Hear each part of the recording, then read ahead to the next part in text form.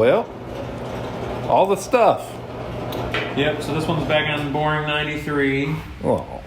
But after tomorrow, we'll have 500 miles on it, so a couple more long cruises, and then we'll be ready to tune it, but it's going to take a long time. Is that the blow-off valve? Yeah. Oof. Okay. But the green looks good.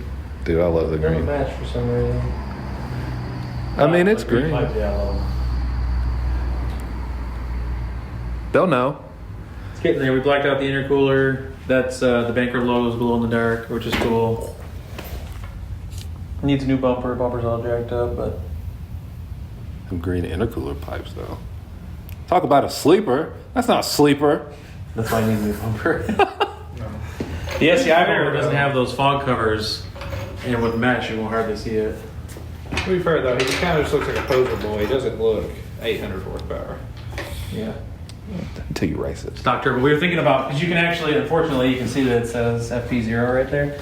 So we were talking about putting a piece of tape over and writing stock and like Sharpie over it.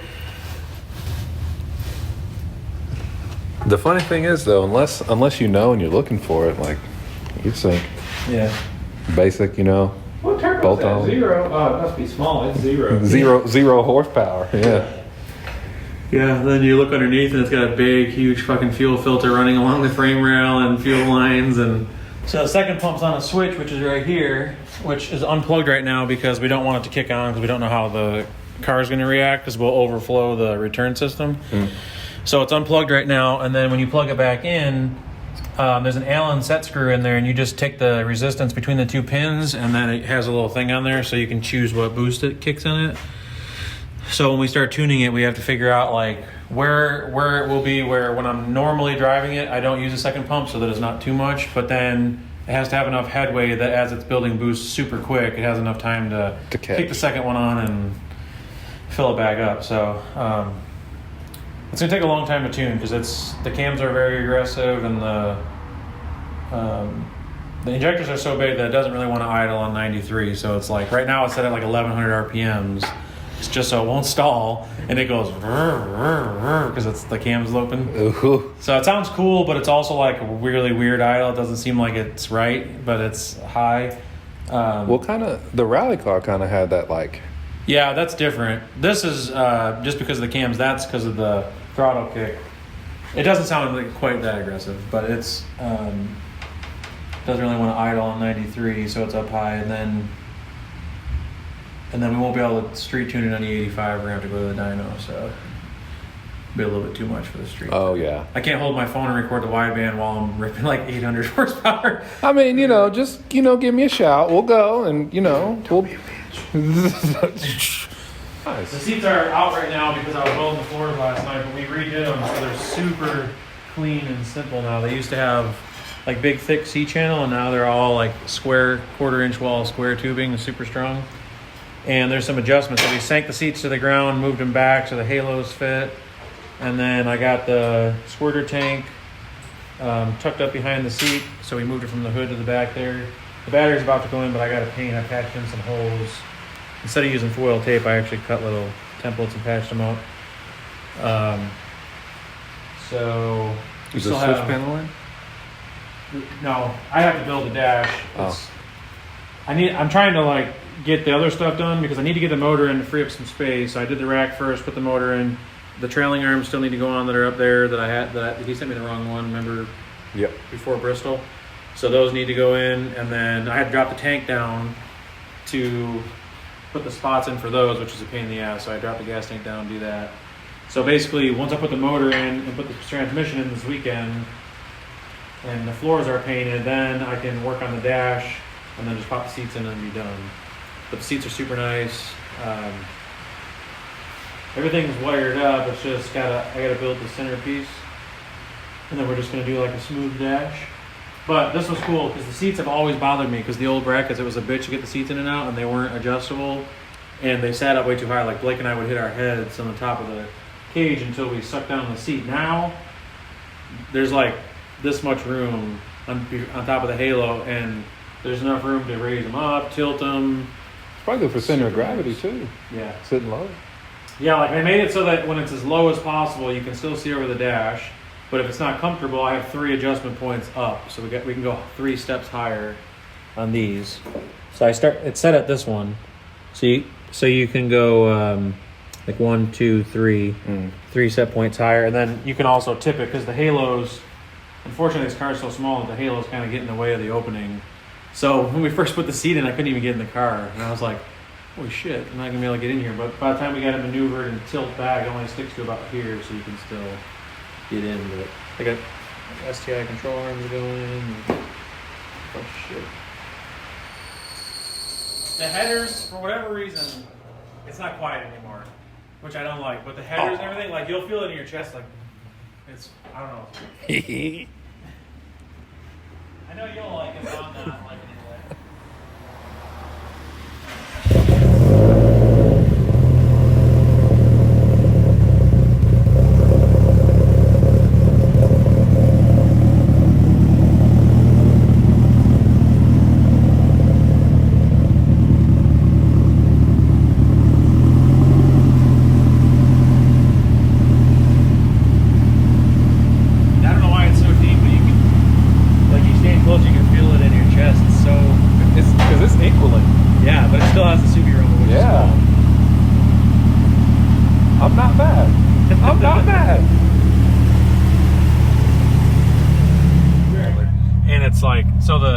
Camera is not, I don't have the positive and negative hooked up to it, but it's on a switch, so when you flip it real quick, it goes right to the backup. Does it have sensors? No, I just put a camera, I wired it manually. Okay. But it's got CarPlay and everything. It's super, super nice. I mean, that's really all you need, though. Oh, yeah. CarPlay. Even the regular radio, this is the NEX Pioneer, which is like their best ones. Mm-hmm. But so these gauges, this is the way they'll be, but they'll be molded in nicely with the climate control and everything. So what's like this one? That's oil pressure. okay. So this is the X series. This is the newest and greatest from AEM. So you can set a warning light, which will flash if you're getting too much. This is boost. It goes up to 60 psi now. I had to get a bigger boost gauge because my other one only went up to 30, and we're gonna go way past that. So, but the cool thing is it'll show your peak too. So like if you do a pull, you can hit the peak button, and it will show you the max boost you hit, and it flashes, then it goes back. So these ones are sick.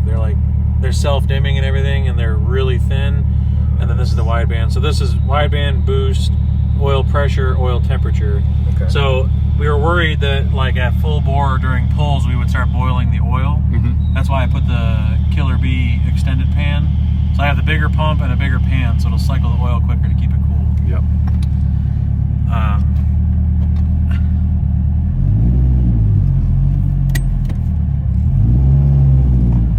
But it's freaking nasty. This thing is dope, dude. Backup camera.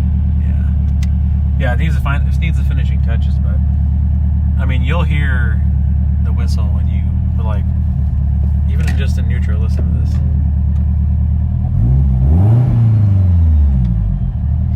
You hear that? It's so dumb. While you're driving, it's loud. Let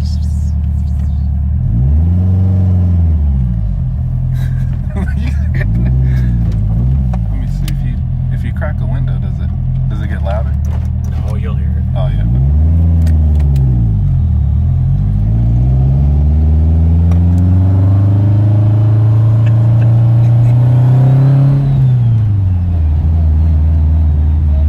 Just imagine at full bore, you just hear that start. Oh my god, the anticipation. It's no boost. Literally, is just the whining from.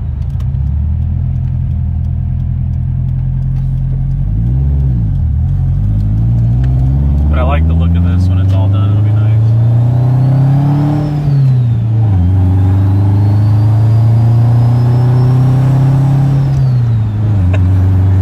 Zero PSI.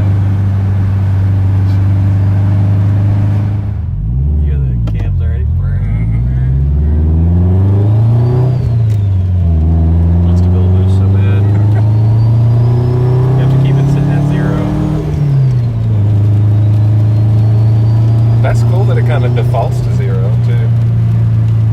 No, I'm keeping. Oh, you're I can't modulating accelerate any farther yet. Okay. I'm like 10% throttle Oh my god. because I can't get it to make any boost. So it's supposed to be vacuum to to 0 boost. So basically I'm accelerating as quickly as I can without making any PSI, but it's, I mean, I'm just barely like resting my foot on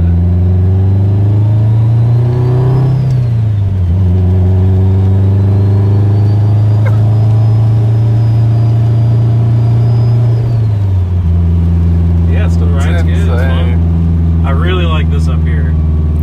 Everybody, I wanted the gauges hidden, and a lot of people like flashy stuff, so they run them down here, or they put the gauges up here like I had the 2 originally. But ideally, like, I don't want anybody to know how modified it is, which is why this access port kind of hangs out down here, because I don't even really want to look at it. I mean, I have to have that for tuning. Yeah. And it's good to check codes and see if there's like knock or anything. But once it's tuned properly, you shouldn't have to worry about that anyway. So I got a nice quality radio that looks good, and the red matches everything, and you can make it green if you wanted to. And I don't know, I wanted to make it like a real daily driver. So I put the backup camera in, sound system's good, it's got CarPlay, and then it has the gauges that I have to have. I have to have these 4 no matter what. Yeah. But I don't want any more, but I can't have any less. And I left the climate control, still has AC, even though it cluttered it a little bit. It would have looked cleaner without AC and stuff, but it's more important to have. It's a daily. Yeah. To be honest, if I was gonna put it on a show car, it'd be in like a wide body GZ or something that has like no power steering, no AC, just super tucked wiring and everything. But this is supposed to be a daily, and it's like, okay, that looks nice, and it's also a monster, you know? Good looking monster. Yeah, it's pretty quiet. You hear the idle now.